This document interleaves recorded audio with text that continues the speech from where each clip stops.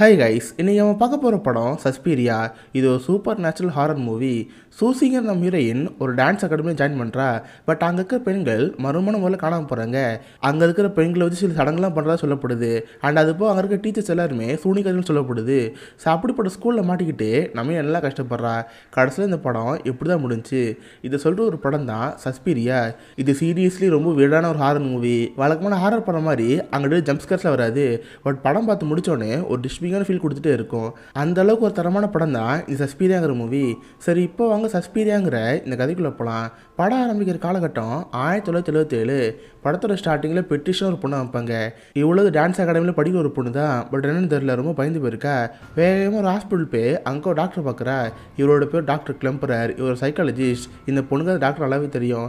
இவ்வளோ உள்ளே போய் அந்த டாக்டரை பார்த்து ரொம்ப வீடாக பே பண்ணுறா. இதை பார்த்து அந்த டாக்டருக்கு ஒரு மாதிரி இருக்குது. சரி பெட்ரிஷியா சொல்லு, எதுக்கு இப்போ இங்கே வந்திருக்க, எதுக்கு ரொம்ப வீடாக பிஹேவ் பண்ணுற கேட்குறப்ப, இல்லை நான் இருக்க டான்ஸ் அகாடமி ரொம்ப மோசமான ஒன்று. அங்கே டீச்சர்ஸ் எல்லாருமே விச்சஸாக இருக்காங்க. எங்களை வச்சு சில சடங்கெல்லாம் பண்ணிகிட்டு இருக்காங்க. போச்சு, நாங்களும் சாக போகிறோம். சீக்கிரம் என் ஃப்ரெண்ட்ஸ் யாரும் காப்பாற்றி ஆகணும். என் ஃப்ரெண்டு சாரா ஓல்கா 2 பேரும் அங்கே தான் இருக்காங்க. அவங்கள அப்படியே காப்பாற்றி ஆகணும்னு சொல்லிட்டு இவ போட்டு புலம்பிட்டு இருக்காளா. இதை பார்க்குற டாக்டருக்கு ஒன்றும் புரியல. பெட்ரிஷியா என்ன நினச்சிக்கிற தெளிவாக சொல்லு, நான் அப்படிலாம் நோட் பண்ண முடியும்னு சொல்கிறப்ப இவ்வளோ புலம்ப ஆரம்பிக்கிறா. அவள் புலம்புற எல்லாத்தையுமே இவர் நோட்டில் நோட் பண்ணி வச்சுக்கிறாரு. தென் அதுக்கப்புறம் ரொம்ப வீடாக பே பண்ண ஆரம்பிக்கிறா. அங்கிட்டு எழுந்து ஓடுறது, அங்கே சில பொருட்கள்லாம் இருக்கும், அதை எடுத்து பார்த்துட்டு இருப்பா. அந்த மாதிரி அந்த டாக்டர் கிளம்புறதுக்கு ஒரு ஒய்ஃப் வந்துருப்பாங்க. பட் அவங்க ரொம்ப வருஷம் முன்னாடி காணாமல் போயிருப்பாங்க. அந்த ஃபோட்டோலாம் பார்த்துட்டு இருக்கா. ஹே அந்த ஃபோட்டோ வை, என்ன நடந்துச்சுன்னு தெளிவாக சொல்கிறப்ப, இல்லை டாக்டர் என்னால் சொல்ல முடியல, நான் இங்கேருந்து போயிட்டு வரேன்னு அவள் பாட்டாங்க கிளம்பி போயிடுறா. பட் போகிறப்ப அவள் கொண்டது பேக் அங்கே வச்சுட்டு போயிட்டா. கட் பண்ண இதை நடந்து சில வாரங்கள் கழிச்சு இந்த பெட்ரிஷியாங்கிற பொண்ணு டாக்டரை பார்த்துருப்பால. அதுக்கப்புறம் இந்த பொண்ணு காணாமல் போயிட்டா. இப்போ அந்த இடத்துக்கு நம்ம ஹீரோன்னு சூசி வரா. நம்ம ஹீரோன் அமெரிக்கா சேர்ந்த ஒரு பொண்ணு. எப்படியே கஷ்டப்பட்டு அவங்க அப்பா அம்மாவுக்கு தெரியாமல் பெல் வந்துட்டா. இவளுக்கு ரொம்ப நாளாக டான்ஸில் சாதிக்கணும் ஒரு ஆசை இருந்திருக்கும். ஸோ அதுக்காக தான் இந்த டான்ஸ் அகாடமிக்கு ஆடிஷன் வந்திருக்கா. பட் போகிறப்ப ஒரு பட்டமாக இருக்கும், நம்ம ஒழுங்காக டான்ஸ் ஆடுவோமா, செலக்ட் ஆகாமல் பயந்துகிட்டே இருக்கும். பார்த்தாங்க நான் டீச்சர்ஸ்லாம் இருப்பாங்க, அவங்க முடியாது டான்ஸ் ஆட வேண்டியதாக இருக்கும். நான் மீன் மனசில் தைரியத்தை வச்சுட்டு செம்ம டான்ஸ் ஆட ஆரம்பிப்பா. பார்த்தாங்க டீச்சர்ஸ் எல்லாத்துக்கும் ரொம்ப பிடிச்சி போயிடும். கட் பண்ண அதே அகாடமியில் வேற ஒரு ரூம் இருக்கும். அங்கே பார்த்தா மேடம் பிளாக்னு ஒருத்தவங்க இருப்பாங்க. இவங்க இந்த படத்துக்கு முக்கியமான கேரக்டர். இவங்க அங்கே இருக்கிற மற்ற பொண்ணுங்களுக்கு டான்ஸ் சொல்லி கொடுத்துட்ருக்காங்க. பார்த்தா இவங்களால நம்ம ஹீன் சென்ஸ் பண்ண முடியுது. நம்ம ஹீன் வேற ஏதோ ரூமில் டான்ஸ் ஆடிட்டு இருக்கா. பட் அவள் அங்கே டான்ஸ் ஆடுறது இவங்களால இங்கே பார்க்க முடியுது. நம்ம ஹீரோட மூச்சு காற்றை முதற்கொண்டும் இவங்களால கேட்க முடியுது. இதை பார்த்து இவங்களுக்கு ரொம்ப ஷாக்காக இருக்கும். அதே மாதிரி இந்த பக்கம் நம்ம ஹீரோயின் வேற டான்ஸ் ஆடுவா. நம்ம ஹீரோயின் டான்ஸ் ஆடுறப்ப அந்த டீச்சரும் கண்டு திடுறாங்க. பட் பார்த்தா அவங்க ரூம்லேயே கிடையாது. இதை பார்த்து அவளுக்கு ஒரு ஆச்சரியமாக இருக்கும். எப்படி ஒரு டான்ஸ் பண்ணி முடிச்சிட்டா. அந்த டீச்சர்ஸ் எல்லாருக்குமே நம்ம ஹீரோயின் பண்ண டான்ஸ் ரொம்ப பிடிச்சி போச்சு. ஸோ அவளை இந்த அகாடமியில் ஜாயின் பண்ணுறாங்க.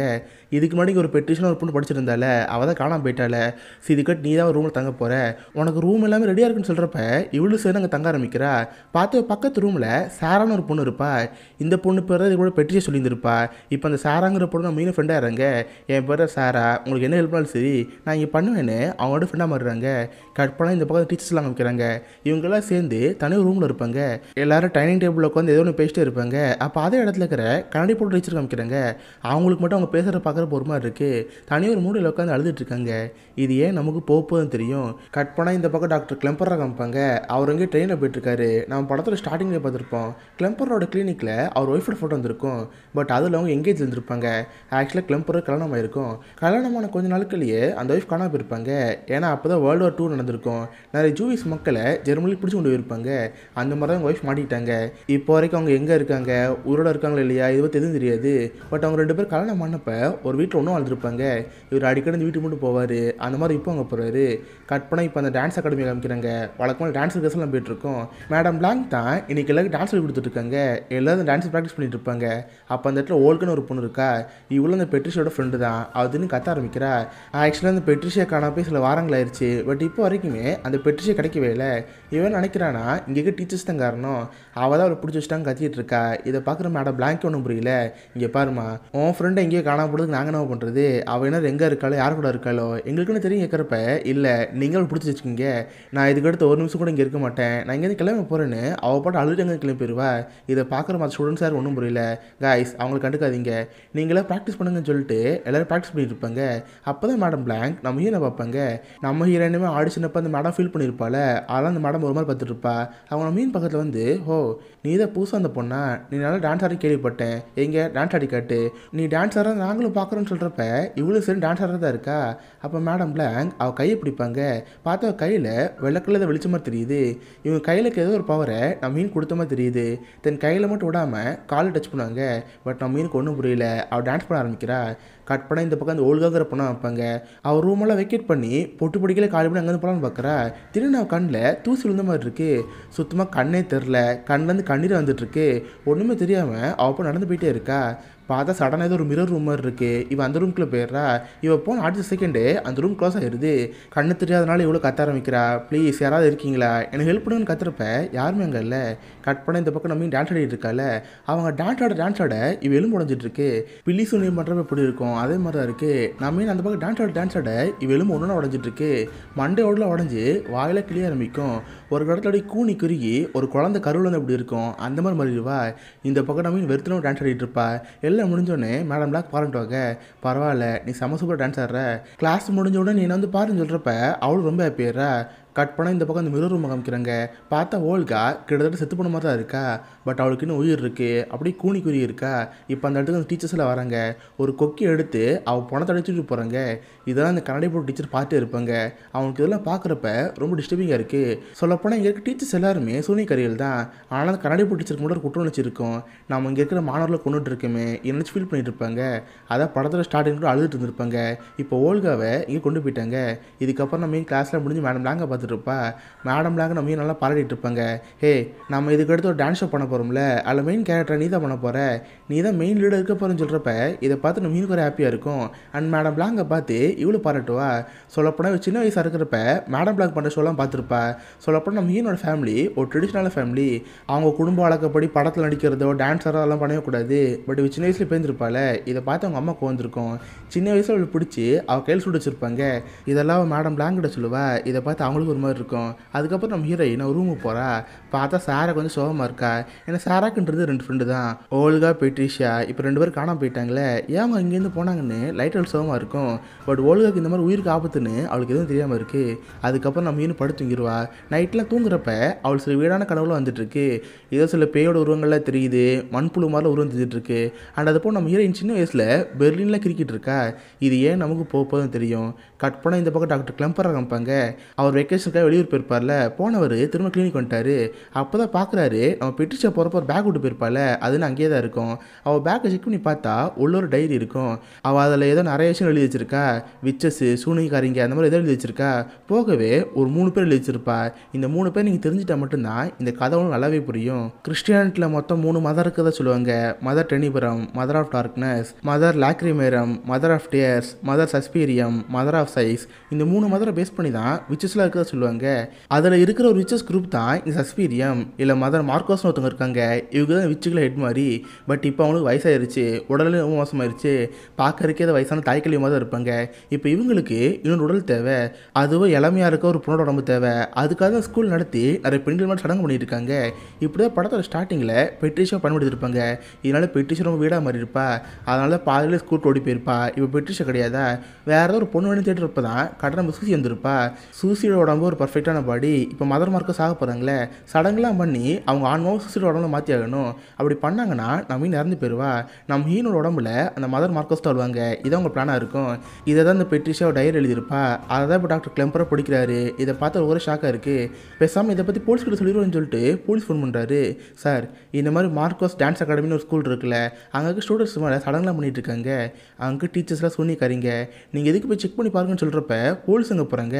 பட் அங்கே விச்சஸ் தான் பவர்ஃபுல் ஆச்சு. அந்த போலீஸையே வசியப்படுத்தி இங்கே எதுவுமே நடக்காத மாதிரி மாற்றிடுறாங்க. அந்த போலீஸோடய அங்கே கிளம்பிடுவாங்க.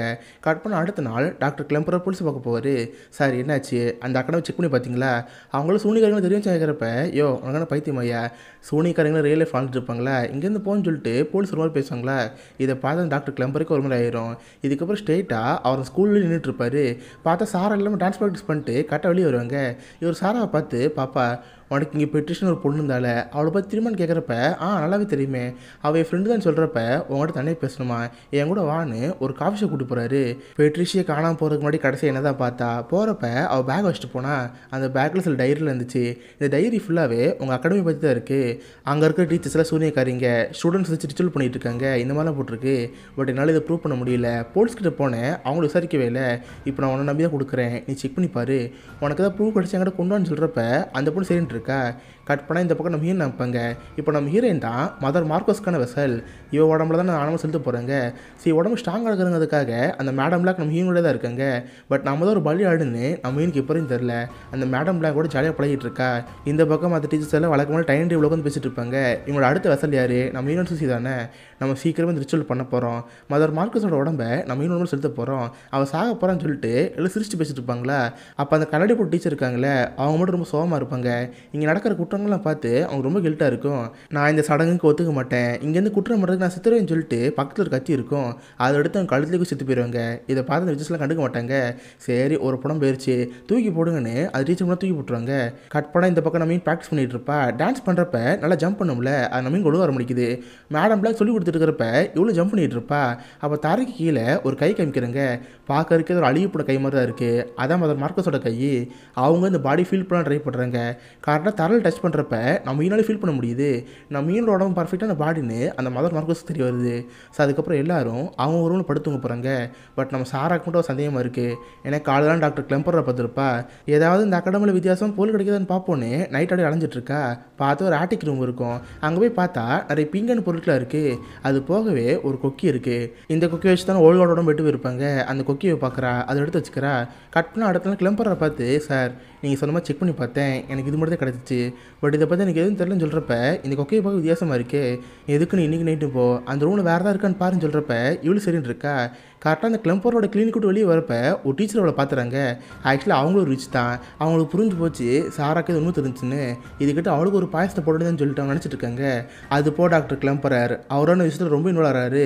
அவரை போட்டு தள்ளணுன்னு இவங்க பிளான் பண்ணிட்டு இருக்காங்க. இப்போ கட் பண்ணால் நைட்டு அந்த டான்ஸ் காம்படிஷன் இருக்குது.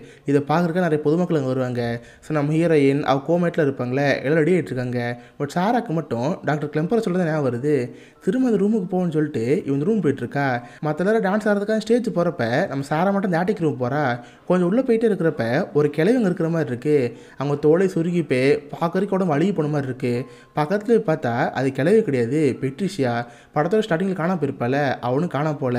இந்த சூனிக்காரெல்லாம் பிடிச்சி வச்சிட்டாங்க. அவள் உடம்புல ரிச்சுவல்லாம் பண்ணியிருப்பாங்க போல். ஆளை பார்க்க வயசான மாதிரி மாறிட்டா. பெட்ரிஷியா நீயே இது, உன்னை யார் இப்படி பண்ணா சொல்லு கேட்குறப்ப அவளால் பேச முடியல. பார்த்தா சைடில் இன்னொரு உருவம் தெரிஞ்சிட்ருக்கு.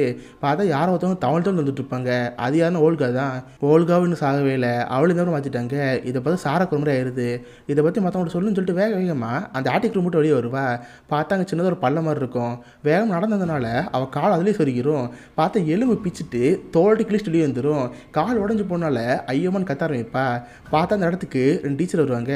ஓ, நீ இவ்வளோ தூரம் உண்மை தெரிஞ்சுக்கிட்டியா, பட் இதுக்கிட்ட ஒன்று தெரியவே தெரியாதுன்னு சொல்லிட்டு அவள் தலையில் கை வைப்பாங்க. பார்த்தா அவள் கண்ணு வெள்ளைக்கெல்லாம் மாற ஆரம்பிக்கும். அவளோட நினைவுகள் எதுவுமே இல்லாமல் ரோபோ மாதிரி தான் இருப்பா. அவள் கால் உடஞ்சி போச்சுல, அந்த வலி கூட அவளால் ஃபீல் பண்ண முடியாது. உடஞ்ச காலோடையே இவ்வளோ ஸ்டேஜ் போகிறா. பார்த்தா தான் ஷோவை பார்க்குறக்க நிறைய மக்கள் வந்துருப்பாங்க. டாக்டர் கிளம்பர் அங்கே வந்துருப்பார். எல்லாரும் சேர்ந்து டான்ஸ் ஆட ஆரம்பிக்கிறப்ப நம்ம சாரா ஆட ஆரம்பிக்கிறா. அவள் காலில் செம்மையாக ரத்தம் வரும். பட் அதோட கண்டுக்க மாட்டா, நல்லா டான்ஸ் ஆடிட்டு இருப்பா. எல்லோரும் சூப்பராக தான் டான்ஸ் ஆடி முடிச்சுறாங்க. டான்ஸ் ஆடி முடிச்சு அடுத்த செகண்டு சாரா கத்த ஆரம்பிப்பா. ஏன்னா அவள் திரும்ப வழி வந்துருச்சு. ஐயோமான்னு கத்துறப்ப யாருக்கு ஒன்றும் புரியல. மற்ற டீச்சரும் அவங்கள பார்த்து, கைஸ் நீங்கள் இங்கேருந்து போங்க, நாங்கள் அவளை பார்த்துக்குறோன்னு சாரா அவங்க தூக்கிட்டு போயிடுவாங்க. நான் இன்னும் அமைதியாக ரூமில் இருப்பா. சொல்லப்போனால் இன்றைக்கி நைட் தான் இவங்க ரிச்சுவல் ஆரம்பிக்க போகுது. சூசைடோட உடம்புக்குள்ள மதர் மார்க்கஸோட ஆன்மா செலுத்த போகிறாங்க. அதனால் ஸ்கூலுக்கு எல்லா ஸ்டூடெண்ட்ஸுமே வசிப்படுத்த ஆரம்பிச்சிருவாங்க. இப்போ எல்லாருமே இவங்க கண்ட்ரோலுக்குள்ள வந்துடுவாங்க. நம்ம ஹீரோ மட்டும் எதுவும் புரியாமல் இருப்பா. கட் பண்ண இந்த பக்கம் டாக்டர் கிளம்பராக காப்பாங்க. அவர் அந்த டான்ஸ் ஷோக்கு வந்திருப்பார்ல.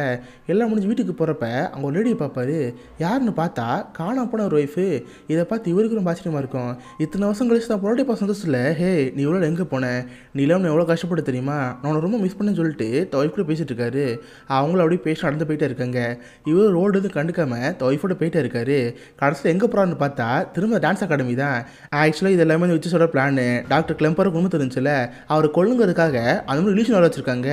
இவரும் அதை நம்பி அவ்வளோ தூரம் வந்துட்டார். கடைசியில் அவ்வளோதான் விஜிஸ்கிட்ட மாட்டிட்டாரு. அவங்க அப்படியே அவரை பிடிச்சி கொண்டு போய் ஏன்டா நீங்கள் நடக்கிற உண்மைகளை வெளியே சொல்லலாம் பார்க்குறேன் என்னோட வான்னு சொல்லிட்டு அவரை கொண்டு போய் அடைச்சி வச்சுருவாங்க. அவ்வளோதான் டாக்டர் கிளம்பரை மாட்டிட்டாரு. கட் பண்ண இந்த பக்கம் அந்த ரிச்சுவல் நடக்கிற இடத்த அமைக்கிறாங்க. பார்த்தவங்க டான்ஸ் அகாடமி இருக்கிற எல்லா பெண்களுமே நிர்வாணமாக இருக்காங்க. நம்ம ஈனான் சுசி மட்டும் தான் எதுவுமே புரியாமல் இருக்கா. பார்த்து வீல் சேரில் ஒரு தாய்களே கொண்டு வருவாங்க. இவங்க தான் மதர் மார்க்கோஸ். இவங்க ஆன்மாவை தான் டான்ஸ் ஆடி ரிச்சுவல்லாம் படி நம்ம ஹீரோட மாற்ற போகிறாங்க. இதுக்கான ப்ராசஸ்லாம் போயிட்டுருக்கோம். பட் மேடம் பிளாங்குக்கு இந்த விஷயம் பிடிக்கவே இல்லை. ஏன்னா இப்போ கொஞ்ச நாள் சூசியோட பழகிருப்பாங்களே, அதில் அவங்களுக்கு சூசி ரொம்ப பிடிச்சி போயிருக்கும். கிட்டத்தட்ட சூசியை பொண்ணு மாதிரி பார்க்க ஆரம்பிக்கிறாங்க. இப்போ இந்த ரிச்சுவல் நடந்தால் சூசி இறந்து போயிடுவாள். இதனால இந்த ரிச்சுவல் வேணாம் ப்ளீஸ் இது நிப்பாட்டிருங்க. யார் இது பண்ணலான்னு சொல்கிறப்ப மதர் மார்க்கோஸ் வந்துடுது. ஓ அப்படி என்ன சொல்ல வர, இந்த அழிப்புன உடம்புல என்னை அப்படியே சாக சொல்கிறியா, பேசாம நீ செத்துருன்னு சொல்லிட்டு ஒரு பவர் கஸ் பண்ணுறேங்க. பார்த்தா மதர் பிளாங்கோட கழுத்து அப்படியே உடஞ்சி போயிடுது. பட் அவங்களுக்குன்னு அப்படியே உயிர் இருக்கும். தலை மட்டும் அப்படியே கீழே தொங்கி போய் ஆள் அப்படியே படுத்துறாங்க. இப்போ இந்த ரிச்சுவல் ஸ்டார்ட் ஆகுது. எல்லா பொண்ணுங்களும் நிறுவனமாக டான்ஸ் ஆட ஆரம்பிக்கிறாங்க. அந்த மதர் மார்க்கோஸ் எழுந்து வந்து சொல்லு, நீ உன்னோட உடம்பு எனக்கு கொடுக்குறியா, நான் உடம்பு எடுத்துக்கோன்னு கேட்குறப்ப அவள் எதுவுமே பேசாமல் அமைதியாக இருப்பா. அப்போ அந்த ரிச்சுவலோட நடுவில் இவங்களே நினைக்காத விஷயம் நடக்குது. பார்த்து அந்த இடத்துக்கு ஒரு மான்ஸ்டர் வருது. இதை பார்த்து மதர் மார்க்கோஸால் நம்ப முடியல. ஏன்னா இந்த மான்ஸ்டர் மதர் சஸ்பீரியமோடது. இது எப்படி இங்கே வச்சு நம்மளுக்கு ஒன்றும் தெரியாமல் இருக்குது. அப்போ நம்ம ஏன் இந்த மதர் மார்க்கோஸை பார்த்து ஆமாம் இந்த 3 மதம் இருக்காங்களே, இந்த 3 மதம் நீங்கள் யார் வழிபறீங்கன்னு கேட்குறப்ப மதர் சஸ்பீரியம் சொல்லுவாங்க. அப்படியா, அந்த மதர் சஸ்பீரியமே நான் தான் சொல்லிட்டு அவள் நெஞ்சு புழக்க ஆரம்பிப்பா. இப்போ தான் மதர் மார்க்கோஸ்க்கு புரியுது நம்ம ஹீரோயின் சாதாரண பொண்ணு கிடையாது. இவ தான் மதர் சஸ்பீரியமோட இப்போ இருக்கிற பிறவி. என் பேர் சொல்லி நீங்களே கெட்டது பண்ணுறீங்க, நீங்களே இறந்து போங்கன்னு சொல்லிட்டு அவள் நெஞ்சு பழக்க ஆரம்பிக்கிறா. பார்த்தா ஒரு மான்ஸ்டர் அங்கே வந்துச்சுல, அது எல்லா வச்சு கொண்டுரும். எல்லா வச்சு ரத்தம் தெறிக்க அங்கேயே இறந்து போயிடுவாங்க. அண்ட் அதுக்கடுத்து இந்த அகாடமியில் படித்த பொண்ணுங்க இருப்பாங்களே, அவங்களும் சுயநினைவு இல்லாமல் இருப்பாங்க. நம்ம ஹீரோயின் அவங்களே சுயநிலை கொண்டு வந்துடுவா. இங்கே நடந்த எந்த விஷயம் நடக்காத மாதிரி அவன் நினைவுகளை மாற்றி விட்டுருவா. பார்த்தா அந்த பொண்ணு ரொம்ப கேஷுவலாக அங்கே கிளம்பி போகிறாங்க. அதுக்கடுத்து பார்த்தா நம்ம சாரா, ஓல்கா, பெட்ரிஷியா இவங்க 3 பேர் அங்கே இருப்பாங்க. இவங்க 3 பேர் ரொம்ப பாதிக்கப்பட்டிருப்பாங்க. சாவு இல்லாமல் உயிர் வாழ முடியாமல் ரொம்ப கஷ்டப்படுவாங்களா. அப்போ நம்ம மீன் அவங்கள்ட்ட கேட்பா, உங்களுக்கு என்ன வேணும், நிம்மதியான வாழ்க்கை வேணுமா இல்லை இருப்பு வேணுமான்னு கேட்பா. அந்த 3 பேரில் வழி தாங்க முடியல, ப்ளீஸ் எங்களை கொண்டுருங்க, எங்களுக்கு டெத்தாக வேணும்னு சொல்கிறப்ப நம்ம மீன் சரின்னு சொல்லிடுறா. பார்த்தா அந்த 3 பேரும் அங்கேயே இறந்து போகிறாங்க. அடுத்து மேடம் பிளாங்க் இங்கேருந்து எல்லா சுனிக்காரையும் கொண்டுட்டா. பட் மேடம் பிளாங்க் கொஞ்சம் நல்லவங்க தான். இங்கே நடக்கிற விஷயங்கள் அவங்களுக்கு பிடிக்காம இருந்திருக்கும். ஒரு வேண்டாம் தான் பண்ணியிருந்திருப்பாங்க. இதனால் நம்ம ஹீரோயின் அவங்க கழுத்தை கை வைப்பா. பார்த்தா உடஞ்சி போன அவங்க கழுத்து சரியாயிரும். இங்கே இருந்த சுனிக்காரிகள் இப்போ மேடம் பிளாங்க் கூட உயிர் பிடிச்சிருக்காங்க. இப்போ இந்த ஸ்கூல்லேருந்து எல்லா பிரச்சனையும் முடிஞ்சு போச்சு. அதுக்கடுத்து டாக்டர் கிளம்பரர் அவர் அடைச்சிருப்பாங்களே, எப்படியும் நம்ம ஹீரோயின் அவரையும் காப்பாற்றிடுறா. அவர் எப்படியோ சேஃபாக வீட்டுக்கு கொண்டு வந்துடுறா. அப்போ டாக்டர் கிளம்பரை பார்த்து நீங்கள் ஒய்ஃப் தான் நினச்சிட்டு இருக்கீங்க, உங்கள் ஒய்ஃப் எங்கே போனாங்க என்னாச்சு தெரியாமல் இருக்கீங்களே, நான் உங்கள்கிட்ட உண்மையை சொல்ல போகிறேன். உங்கள் ஒய்ஃப் எப்போ இறந்து போயிட்டாங்க. 2ஆம் உலக போல் ஜெர்மனி வீரர்கள் உங்கள் ஒய்ஃபை கொண்டு போய் சேம்பரில் சிரிச்சிட்டாங்க. அவங்க அப்பயே இறட்டாங்கன்னு சொல்கிறப்ப இதை பார்த்தா ரொம்ப கஷ்டமாக இருக்கும். இதுக்கடுத்து இந்த வழி உங்களுக்கு இருக்கவே இருக்காது. உங்கள் மனைவியை பற்றின முழு நினைவுகளை உங்கள் உடம்புல எடுக்க போகிறேன், இதுக்கு உங்களுக்கு சமாதானம் கேட்குறப்ப அவர் செஞ்சுடுவார். உடனே நம்ம ஹீரோவை தலையில் கை வைப்பா. அவர் ஒய்ஃப் பற்றின எல்லா நினைவுகளும் அவருக்கு அப்படியே மறந்து போயிடும். இதுக்கப்புறம் அவர் ஒரு சாதாரண மனுஷர் ரெகுலர் வர ஆரம்பிப்பார். கட் பண்ண இது நடந்து சில வாரங்களுக்கு கழிச்சு பார்த்தா நம்ம ஹீரோயின் தனியாக ஒரு இடத்துல தனியாக வளர ஆரம்பிக்கிறா. அந்த அகாடமியில் நடந்த எல்லா பிரச்சனையும் முடிஞ்சு போய் அவன் மட்டும் தனியாக இருக்கா. இதோட சஸ்பீரியாங்கிற இந்த ஒரு படம் முடியுது. ஸோ நிறைய பேருக்கு இந்த படத்தில் என்னதான் நடந்துச்சு, கிளைமேக்ஸ்லாம் புரியாமல் இருக்கும். இது எல்லாத்தையும் நம்ம தெளிவாக பார்க்கலாம். இந்த படத்தோட கோர் கான்செப்ட்டு மதர் சஸ்பீரியம் தான். கிட்டத்தட்ட அவங்க ஒரு கடவுள்னு வச்சுக்கோம். அந்த கடவுளோட பேரை சொல்லி ஒரு சூரியக்கர் குரூப் இருக்குது. அவங்க தான் மதர் மார்க்கோஸ். ஆனால் அவங்களுக்கு ரொம்ப வயசாயிருச்சு, கிட்டத்தட்ட சாகர தடவில் இருக்காங்க. இதனால் அவங்க ஒரு ரிச்சுவல் பட்டதாக இருக்காங்க. அப்படி இன்கேஸ் இந்த ரிச்சுவல் பண்ணிட்டாங்கன்னா அவங்களுக்கு சாவே இருக்காது. கிட்டத்தட்ட அவங்க ஒரு இமோட்டலாக மாறலாம். இது அவங்க நினைப்பாக இருக்கும். இதுக்கு ஒரு டான்ஸ் அகாடமி ஆரம்பித்து அதில் நிறைய பெண்களை கூட்டி வந்திருப்பாங்க. அப்படியே ஒரு பொண்ணு தான் பெட்ரிஷியா. இவங்க ஃபஸ்ட்டு தேர்ந்தெடுத்த ஒரு பொண்ணு பெட்ரிஷியா தான். அவ்வளோ தான் சடங்குகளெல்லாம் பண்ணியிருப்பாங்க. பட் பெட்ரிஷியா இதுக்கு ஒத்துழைச்சிருக்க மாட்டா. அதனால் பெட்ரிஷியாவை கொண்டிருப்பாங்க. அதுக்கடுத்து வந்த ஒரு பலியாடு தான் நம்ம மீனன் சூசி. பட் நம்ம மீன் பலியாடு கிடையாது. அவள் தான் அந்த மதர் சஸ்பீரியம். மதர் சஸ்பீரியம் ஒரு மறுபிரிவு எடுத்திருப்பாங்க. அவங்க தான் நம்ம ஹீரோயின். தன்னோட பேரை சொல்லி இவங்களை கெட்டது பண்ணுறாங்களே, இவங்களை அழிக்கணுங்கிறதுக்காக தான் நம்ம மீன் அங்கே வந்திருப்பா. நம்ம மீனோட சைல்டுலாம் காமிச்சிருப்பாங்க. அப்போ நம்ம ஹீரோயின் பெர்லின் கிரிக்கி இருந்திருப்பா. பட் நம்ம மீன் பிறந்தது நம்ம அமெரிக்கா தான். சின்ன வயசில் அந்த நனவில் சில விஷயம் ஓடிட்டு வந்திருக்கு. இந்த மாதிரி பெர்லினில் ஒரு பிரச்சனை போயிட்டுருக்கு, நீ போனால் தடுத்து நிறுத்த முடியுங்கிற மாதிரி சில நினைவுகள் வந்துட்டே இருக்குது. அதனால தான் நம்ம ஹீரோ வீட்டை எதிர்த்து பெர்லின் போயிருப்பா. டான்ஸ் அகாடமியில் ஜாயின் பண்ணி ஒரு சாதாரண பொண்ணு வந்திருப்பா. பட் கடைசியில் சஸ்பீரியமாக மாதிரி எல்லா சுனிக்கரையிலும் கொண்டிருப்பா. சிம்பிளாக சொல்லணும்னா கடவுள் பேர் சொல்லி மக்களை ஏமாற்றுவாங்களே, அவங்களுக்கு கடவுளே வந்து கொண்டு எப்படி இருக்கும். அதான் அந்த படத்தோட கான்செப்ட்டு. கடைசியில் நம்ம ஹீரோயின் எல்லாரையும் கொண்டுருவா. இது போக சில அப்பாவே மக்கள் இருந்திருப்பாங்களே, அவங்க நினைவுகள் அழிச்சிருப்பா. அவங்களுக்கு இந்த டான்ஸ் ஸ்கூலுக்கு வந்தது, இங்கே படித்தது எதுவும் ஞாபகம் இருக்காது. அவங்க பாட்டு நார்மலாக அவங்க லைஃப் வாழ்ந்துட்டு இருக்கலாம். அதே மாதிரி நம்ம மீனான் சூசி அவளும் கடைசியில் எல்லா பிரச்சனையும் முடிஞ்சு அமைதியோட வாழ்க்கை வாழ்ந்துட்டு இருப்பா. இதோட சஸ்பீரியாங்கிற இந்த ரிப்ளை முடியுது. ஸோ மேபி நிறைய பேருக்கு இன்னும் சில டவுட்டில் இருக்கலாம். அது என்னங்க மறக்காம கேளுங்க, நான் ரிப்ளை பண்ணுவேன். அது போக உங்களை எத்தனை பேர் இதை கவனிச்சிருப்பீங்கன்னு தெரில. இந்த படத்தில் ஒரு மேடம் பிளாங்க், மதர் மார்க்கோஸ், அப்புறம் நம்ம டாக்டர் கிளம்புறாரு. இந்த 3 கேரக்டர் பார்க்குற வித்தியாசமாக தெரிஞ்சிருக்கும்ல. பட் இந்த 3 கேரக்டரையும் பண்ணது ஒரே ஆக்ட்ரஸ் தான். இந்த அசாதாரண படத்தில் ஒரு கமல்ஹாசன் மாதிரி இந்த படத்தில் ஒரு 3 கேரக்டருமே டெல்டா சீரியல் தான் பண்ணியிருப்பாங்க. ஸோ கண்டிப்பாக உங்க எல்லாருக்குமே இந்த படம் பிடிச்சிருக்குன்னு நினைக்கிறேன். அப்படி பிடிச்சிருந்தா இந்த வீடியோக்கு லைக் பண்ணுங்க.